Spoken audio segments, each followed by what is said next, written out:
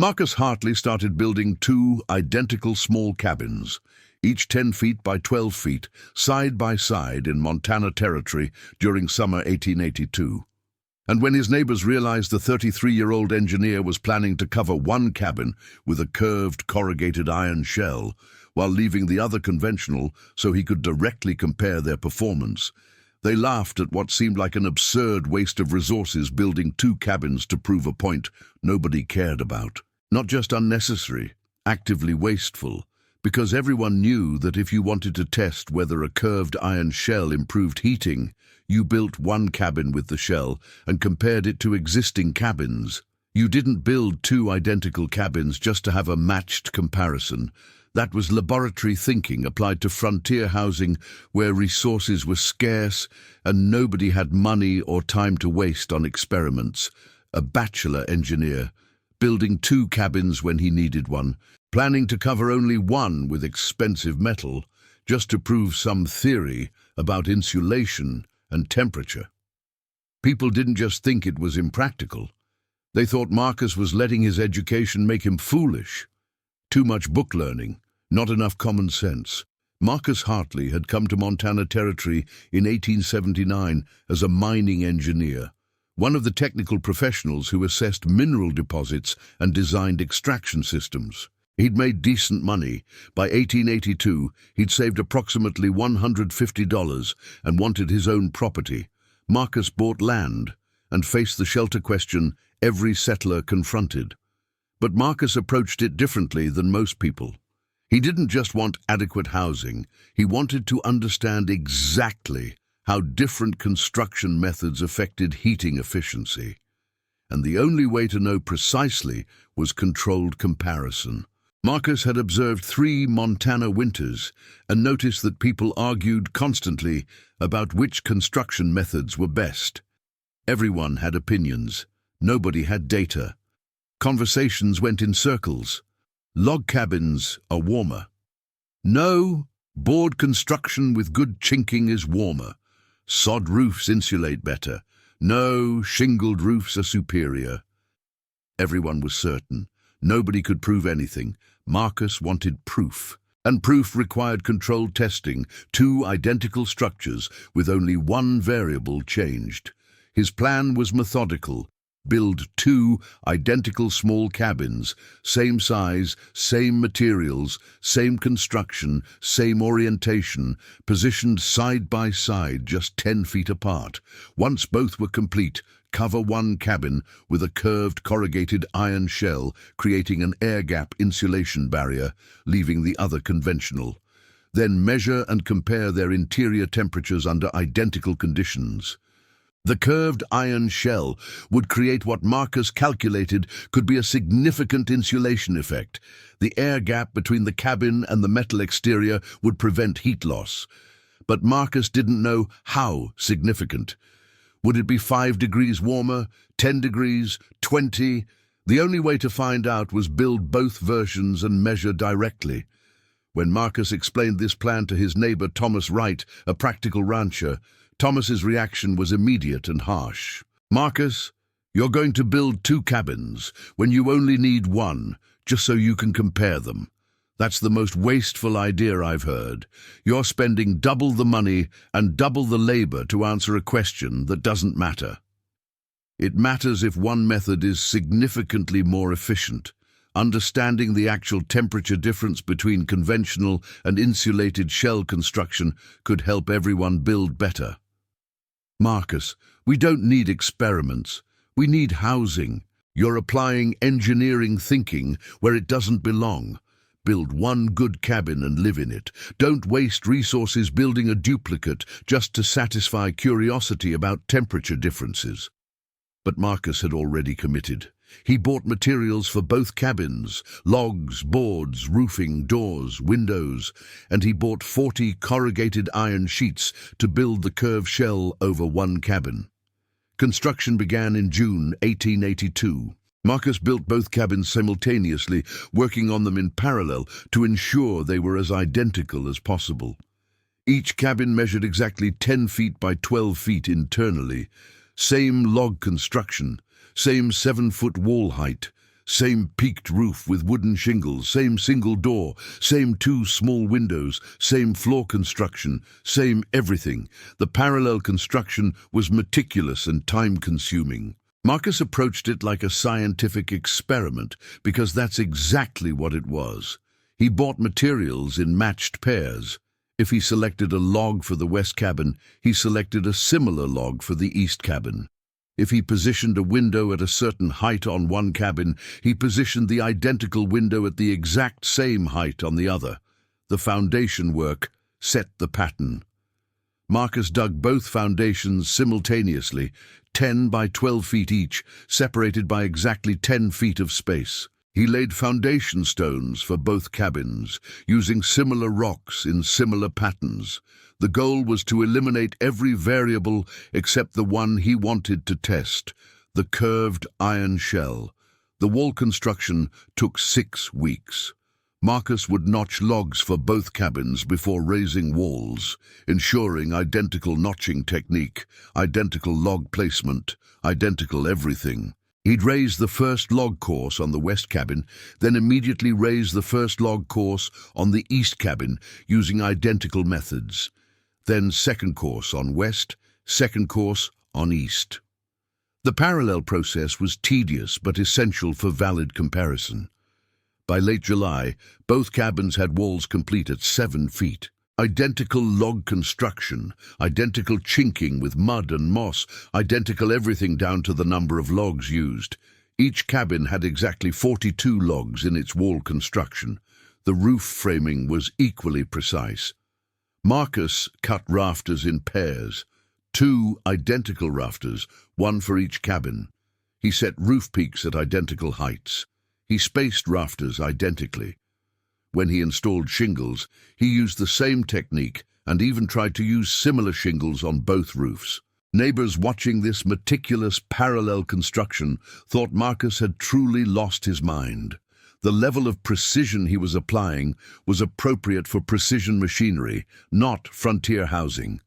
But Marcus understood. Without perfect duplication, the comparison would be meaningless. If the cabins differed in wall thickness, window size, roof construction, or any other variable, he couldn't isolate the effect of the iron shell. The door and window installation demonstrated Marcus's obsessive precision. He measured both door openings to be identical within 1/4 inch. He installed identical doors using identical hinges at identical heights. The windows, 2 per cabin, were positioned at identical locations, same size openings, same glass, same frames. Marcus even tried to orient both cabins identically, though the 10-foot separation and east-west positioning meant they couldn't be perfectly matched in solar exposure. Interior finishing was minimal but identical. Both cabins got identical floor construction, boards laid over joists in the same pattern. Both got a small table built to identical dimensions. Both got simple shelf construction at the same wall locations. Even the placement of stoves was carefully matched. Both stoves positioned in the same corner, same distance from walls, same chimney configurations. By early September, Marcus had invested nearly 3 months of intensive labor, creating 2 cabins that were as identical as human craft could make them. Standing between the twin structures, looking from one to the other, visitors could barely tell them apart.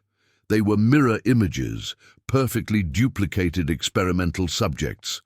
Neighbors who saw the construction thought Marcus was losing his mind. "Hartley's building twin cabins," people said in town. "Identical structures, side by side, like he can't decide which one to live in, so he's building both." Sarah Henderson, who ran the general store, expressed the common view when Marcus bought supplies.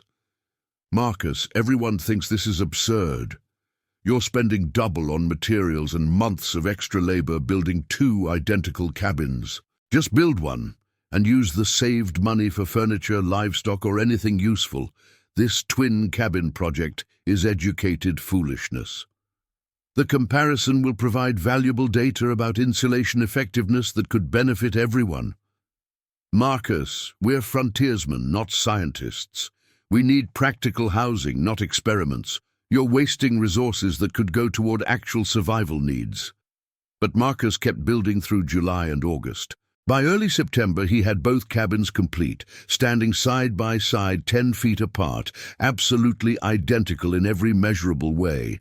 10 by 12 feet, 7-foot walls, peaked roofs, same doors, windows, construction quality, perfect duplicates. The cabins looked strange together, like someone had built one cabin and then built its mirror image next to it for unknown reasons. Neighbors rode by to stare at the twin structures and shake their heads at Marcus's wasteful experiment. Now came the distinctive phase, covering one cabin with a curved iron shell while leaving the other conventional. Marcus had to decide which cabin to cover. He chose the east cabin somewhat arbitrarily. Both were identical, so it didn't matter functionally, but he wanted clear labels for his documentation. East cabin, experimental, iron shell covered. West cabin, East control, conventional. Marcus built a framework around the east cabin, wooden ribs creating a curved arch. Each rib had to be steamed and bent to create the proper curve. Marcus spent a week just preparing ribs, heating water in large containers, exposing wood to steam until it became pliable, bending it around forms, letting it dry into permanent curved shape. The ribs were positioned every 3 feet along the cabin's length, creating a barrel-like skeleton. Each rib spanned 16 feet, starting at ground level 3 feet from the cabin's west wall, arching up and over the cabin, reaching 13 feet at the peak, 6 feet above the cabin's 7-foot roof, then descending to ground level 3 feet beyond the cabin's east wall. This created a substantial air gap, 3 feet horizontally at ground level on both sides and 6 feet vertically above the roof peak. The total enclosed volume, cabin plus air gap, was approximately 600 cubic feet more than the cabin's interior volume alone. 600 cubic feet of still air that would serve as insulation. Marcus attached corrugated iron sheets to the curved ribs, 40 sheets total, each 8 feet by 3 feet. The sheets overlapped to create weatherproof ceiling. Marcus bolted them to the wooden ribs, working from bottom to top, creating a continuous metal skin that completely enclosed the east cabin. The iron shell was impressive construction, a curved corrugated tunnel 16 feet wide and approximately 15 feet long, rising 13 feet at the peak, completely enclosing the small cabin inside. Wooden end walls closed the tunnel at both gable ends, with small ventilation openings at the top to allow air circulation while preventing wind from flowing through the gap. The completed structure looked bizarre next to its twin. West cabin, normal log cabin, exposed walls, visible shingled roof, conventional appearance. East cabin, log cabin hidden inside curved metal tunnel, only visible through the end openings, appearing industrial rather than residential. Marcus installed identical heating and monitoring systems in both cabins. Each cabin got the same model stove, small cast-iron wood stoves, identical make and size. Each cabin got a thermometer mounted on the interior north wall, 5 feet above the floor, exactly the same position in both structures. Marcus also mounted exterior thermometers on the north walls of both structures at the same height. The monitoring setup was critical for valid comparison. Marcus created a data collection protocol. Check all 4 thermometers, 2 interior, 2 exterior, at the same time. Record temperatures in his notebook along with date, time, weather conditions, and fuel consumption. He measured firewood precisely, counting logs, estimating sizes, trying to burn identical amounts in both stoves during comparison tests. The first tests were November cold, temperatures around 15 degrees overnight. Marcus executed his protocol carefully. At 6 p.m., load both stoves with identical amounts of wood. Light both fires. At 10 p.m., check temperatures. At 6 a.m., check temperatures again. Record everything. November 20th, test results. Exterior temperature, 15 degrees Celsius. West cabin, control, 48 degrees interior. East cabin, experimental, 62 degrees Celsius interior. Difference, 14 degrees. Marcus recorded everything in his notebook with meticulous detail. This was data, not anecdote. 14 degrees warmer using identical fuel, significant but not yet dramatic. December brought colder tests. Marcus repeated his protocol. Identical fires, identical fuel, measure and record. December 18th, test results. Exterior temperature, 5 degrees Celsius. West cabin, 42 degrees. Interior. East cabin, 58 degrees. Interior. Difference, 16 degrees.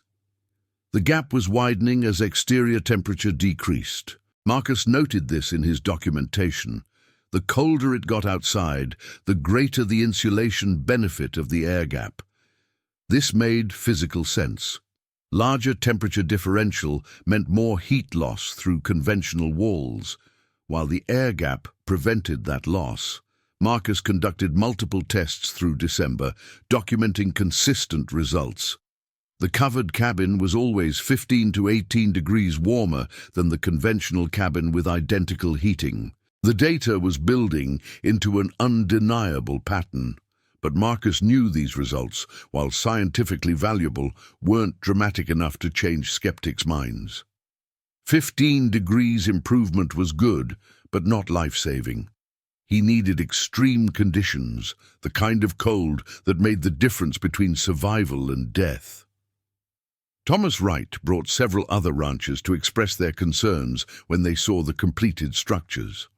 "Marcus, you've built 2 identical cabins and then covered one with an expensive metal shell. You've accomplished nothing except proving you can waste money and labor. Both cabins will perform essentially the same because they're the same underneath. The metal shell won't make meaningful difference. The air gap created by the shell should provide substantial insulation. I'm predicting the covered cabin will be significantly warmer." How much warmer? A couple degrees? Marcus, even if the covered cabin is slightly warmer, was it worth building an entire duplicate cabin just to measure that? You could have built one cabin with the shell and been satisfied. Instead, you've spent double everything for comparison data nobody needs. Marcus had installed identical small stoves in both cabins and identical thermometers mounted at the same height in the same position in each structure. Now came the testing phase. The first tests were November cold, temperatures around 15 degrees overnight. Marcus lit identical fires in both stoves, burned identical amounts of wood, and measured results. West cabin, conventional, 48 degrees interior temperature. East cabin, iron shell covered, 62 degrees interior temperature, 14-degree difference. The covered cabin was noticeably warmer using the same fuel.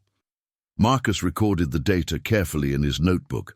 December brought colder tests, temperatures down to 5 below zero. Marcus repeated his controlled comparison, identical fires, identical fuel consumption, measure results. West cabin, 42 degrees interior, east cabin, 58 degrees interior.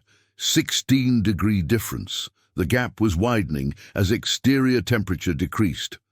Marcus was excited by the data but kept quiet. He knew that November and December cold, while uncomfortable, wasn't extreme enough to convince skeptics. He needed brutal conditions, the kind of cold that tested everything.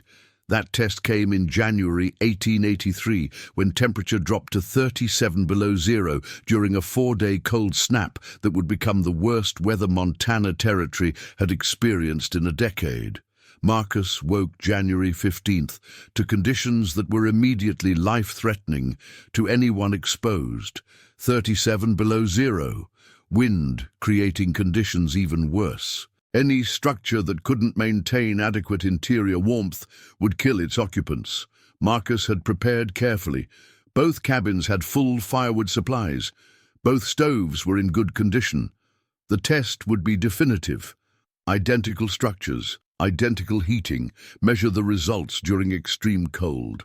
Marcus started identical fires in both cabins, same amount of wood, same stove settings. Then he went outside in the brutal cold to read the thermometers he'd mounted on exterior walls of both structures. Exterior temperature, minus 37 degrees Fahrenheit. Marcus entered the west cabin first, the conventional log cabin with no shell. Despite the fire burning in the stove, the interior was shockingly cold. He read the thermometer. West cabin interior, -5 degrees. The conventional cabin, despite having a fire, was still below zero. The extreme exterior cold was overwhelming the heating system. The cabin was inadequate. Anyone sleeping in this temperature would die from hypothermia during the night. Marcus exited the conventional cabin and walked the 10 feet to the east cabin, the one covered by the curved iron shell. He opened the door and felt immediate temperature difference. The interior was genuinely warm. He read the thermometer. East cabin interior, +50 degrees, 50 degrees, genuinely warm. Adequate for survival without special cold weather gear. Marcus stood in the iron shell-covered cabin and did the mathematics. Exterior temperature, 37 degrees, conventional cabin, in 5 degrees, 32 degrees warmer than exterior. Covered cabin, +50 degrees, 87 degrees warmer than exterior. The difference between the two cabins, 55 degrees. The curved iron shell, with its 3 to 6 foot air gap, was providing 55 degrees of additional warmth compared to conventional construction using identical fuel. Marcus documented everything carefully in his notebook. Exterior temperature, both cabin temperatures, the 55-degree differential, the fact that both cabins had identical fires, burning identical fuel. This was the proof he'd built 2 cabins to obtain. Definitive data showing exactly how much difference the iron shell made. But Marcus's excitement about data was immediately tempered by a more urgent realization. The conventional cabin was uninhabitable. At -5 degrees interior temperature, anyone trying to sleep there would die from hypothermia. The structure that everyone considered adequate, normal log construction, good materials, proper technique, was a death trap during extreme cold. Marcus made a decision. He extinguished the fire in the conventional west cabin, no point wasting fuel heating a structure that couldn't maintain adequate temperature, and moved everything to the covered east cabin. He'd lived there during the cold snap, proving the structure wasn't just theoretically better, but practically superior. The cold snap continued through January 18th, 4 days of brutal temperature. Marcus stayed in the covered cabin, maintaining 50 to 55 degrees with moderate fires. He was comfortable, safe, using approximately the same amount of firewood that would have kept the conventional cabin at deadly sub-zero temperatures. On January 17th, the 3rd day of extreme cold, Marcus heard pounding on his door. He opened it to find Thomas Wright, frost-covered and desperate. "Marcus, I need help. My cabin temperature is below freezing despite burning wood constantly. My wife, Emma, is showing signs of hypothermia. Our children are in danger. I saw smoke from your cabin and thought I didn't know where else to go." Marcus pulled Thomas inside immediately. The temperature contrast was shocking. Thomas went from -35 exterior to +50 interior. Thomas collapsed, overwhelmed by the warmth after hours of dangerous cold. "Your cabin is warm." "Marcus, your cabin is actually warm. Mine is 18 degrees, despite burning through 2 days of firewood in 1 day. Emma and the children are wearing every piece of clothing we own and still suffering from cold." "How far is your cabin?" "1/4 mile. But Marcus, I can't ask Emma and the children to make that journey in this cold. It would kill them." Marcus made a decision. "I'll come to your cabin. We'll get your family here where it's safe." The journey to Thomas's cabin was brutally difficult even for 2 healthy men. The cold was so extreme that exposed skin froze in seconds. The 1/4 mile took 30 minutes of careful movement, but when they reached Thomas's cabin, the situation was worse than Marcus had anticipated. Emma Wright and their 3 children were in severe distress from prolonged cold exposure. The cabin interior was 16 degrees. technically above freezing but far too cold for sustained human habitation. Emma was showing confusion and lethargy, signs of dangerous hypothermia. The children were crying weakly, too cold to generate normal crying sounds. Marcus and Thomas bundled the family in every available blanket and clothing. Then they made the nightmare journey back to Marcus's cabin, quarter-mile through -35 cold, carrying 2 small children, supporting Emma, who could barely walk, the oldest child struggling alongside them. They nearly didn't make it. Emma collapsed twice from exhaustion and cold. One child's crying stopped completely, a terrifying sign. Thomas's hands were going numb, even through gloves. But Marcus's cabin was visible ahead, the curved metal shell distinctive and recognizable, and they pushed forward, knowing it was their only chance for survival. When Marcus finally got the right family inside his covered cabin, the transformation was immediate and dramatic. The 50-degree interior temperature felt tropical compared to the lethal cold outside. Emma regained consciousness and awareness within minutes. The children stopped crying and began to warm. Thomas's frozen hands thawed painfully but safely. Marcus's cabin, 10 feet by 12 feet, designed for 1 person, now sheltered 6 people. It was crowded beyond anything reasonable, but it was warm. The iron shell-covered structure maintained 48 degrees, even with 6 people's body heat load and slightly reduced fire. Everyone was safe. The Wright family stayed in Marcus's covered cabin through January 18th when the cold finally broke. 4 days of shelter in conditions that would have killed them in their own conventional cabin. The experience was profound for Thomas. He'd mocked Marcus's twin cabin experiment as wasteful, and now that waste had saved his family's lives. When temperature finally rose to survivable levels, Thomas stood in Marcus's cabin, looking at the thermometer that showed 50 degrees, while his own cabin a quarter-mile away had barely maintained 20 degrees during the same period. "Marcus, you built 2 identical cabins, so you could measure exactly how much difference the iron shell made. I told you it was wasteful and unnecessary, and now I understand. The difference was 55 degrees. 55 degrees between death and survival. My family would have died in our conventional cabin. Your wasteful experiment saved our lives by proving which construction method actually works." Word spread across Montana Territory with remarkable speed. Marcus Hartley had built twin cabins as a controlled experiment and proven definitively that curved iron shell construction provided 55 degrees more warmth than conventional building during extreme cold. People came from across the territory to see the twin structures, standing side by side, visually identical underneath, but dramatically different in performance. Marcus gave tours, showing both cabins, explaining the experimental design, sharing his documented temperature data. The visual impact was powerful.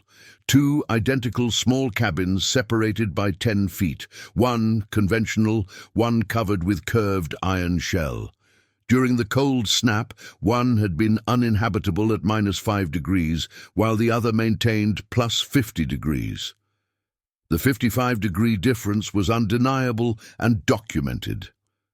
Sarah Henderson, who told Marcus his twin cabin plan was educated foolishness, stood between the 2 structures and had to acknowledge the results. "Marcus, I said you were wasting resources building 2 cabins for comparison.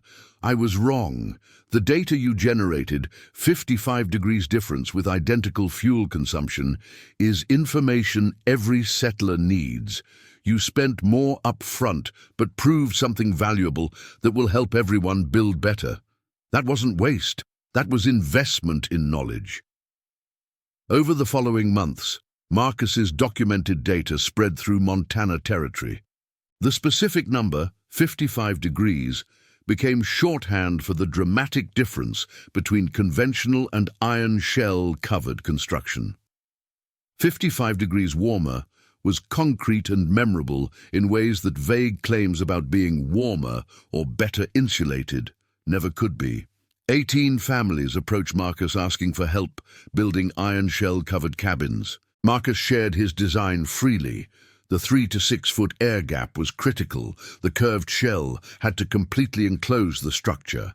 Ventilation openings were necessary to prevent condensation buildup. Not everyone who tried succeeded. Robert Hayes built a shell with only 18-inch air gap, insufficient for effective insulation. His cabin showed minimal improvement. Margaret Thompson built a shell but left large openings at the ends. Wind flowed through, destroying the insulation effect. But those who followed Marcus's specific design, substantial air gap, complete enclosure, proper ventilation, achieved similar results to Marcus's covered cabin. 7 families reported temperature improvements of 40 to 55 degrees compared to their previous conventional construction. The economic impact was significant. Marcus calculated that his covered cabin used approximately 1/3 the firewood of conventional cabins during extreme cold. The iron shell cost $40 in materials, but saved more than that in reduced fuel consumption within 2 winters. And most importantly, the structure remained comfortably habitable during conditions that made conventional cabins deadly. The twin cabin experiment itself became famous across Montana Territory and beyond. Engineers and builders came specifically to see Marcus's controlled comparison, 2 identical structures allowing precise measurement of one variable's impact. Several technical journals published articles about Marcus's experiment, spreading the knowledge to wider audiences. Some people argued Marcus's twin cabin construction was still wasteful. Why build 2 when you could build 1 with the shell and just know it was better? But Marcus's defenders pointed out, without the controlled comparison, nobody would believe claims about 55 degrees difference. People would dismiss it as exaggeration or measurement error.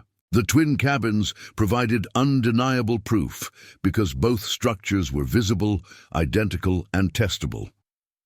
Marcus lived primarily in the covered east cabin, but maintained both structures.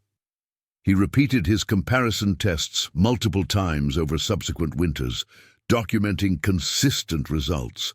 The covered cabin was 45 to 55 degrees warmer than the conventional cabin, depending on exterior temperature and wind conditions.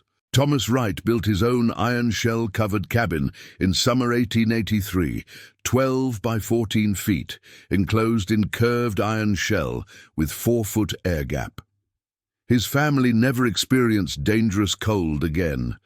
Thomas became an advocate for the design, helping others understand the construction requirements.